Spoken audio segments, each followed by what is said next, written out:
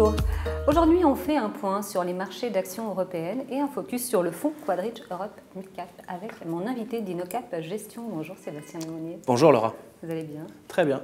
Les marchés d'actions européennes ont beaucoup monté depuis un an en tant que gérant de conviction. Qu'est-ce que vous en pensez? Alors on pense que c'est justifié, l'environnement est propice à la prise de risque. On a en fait ce qu'on appelle un triptyque gagnant aujourd'hui. On a les plans de soutien des États et les plans de relance qui sont à plein. On a d'autre part les politiques des banques centrales qui sont assez accommodantes encore pour un petit moment. Et puis le dernier élément, c'est la normalisation de la situation sanitaire. Donc tout ça, en fait, c'est porteur à la prise de risque et à l'investissement en actions. L'autre élément, il faut prendre un petit peu de recul par rapport à cette hausse, c'est que depuis un an, on a continuellement des révisions à la hausse des perspectives de croissance. On l'a vu dans les résultats du premier trimestre, plus de 65% des résultats des sociétés européennes ont été au-delà des attentes.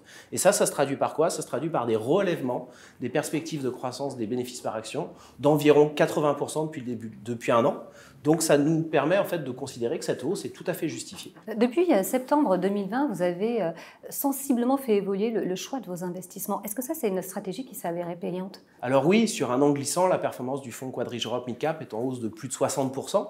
Mais là aussi, prenons un petit peu de recul. Ce qui est important, c'est plutôt l'approche d'investissement à long terme. Sur le long terme, depuis la création du fonds fin 2015, le TRI est de 14,4%, assez sensiblement supérieur finalement à son indice de comparaison, le MSCI EMU Small Cap, dividende net réinvesti. Et c'est la même chose, finalement, cette surperformance, on la retrouve sur un an glissant, 2 ans glissant, 3 ans glissant et 5 ans glissant.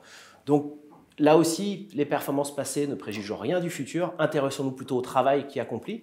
Et c'est ce travail en fait, qui nous a beaucoup aidé finalement à repositionner, à être assez pragmatique, pas du tout complaisant dans nos choix d'investissement. Notre approche, elle consiste sur une analyse fondamentale très poussée des sociétés. Et pour ça, en fait, on a une approche terrain engagée. En 2020, rien que sur Quadrich Europe, j'ai réalisé plus de 400 contacts sociétés. Depuis le début de l'année, je suis déjà à plus de 200 contacts sociétés.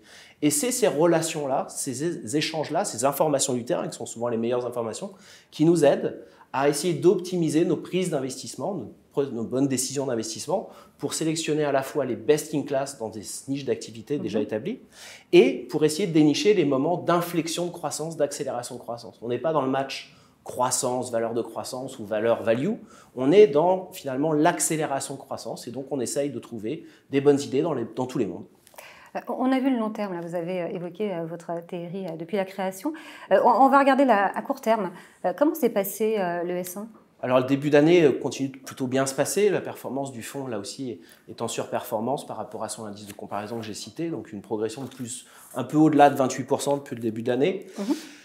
C'est là aussi, en fait, il y a deux éléments qui ressortent et c'est l'avantage d'avoir un fonds de conviction. On n'a pas une gestion équilibrée, on aime aller au bout de nos convictions d'investissement, on se concentre sur peu d'idées, mais on essaye de les approfondir au maximum. Donc dès lors que c'est le cas, on n'hésite pas à monter à 6-7% en pondération.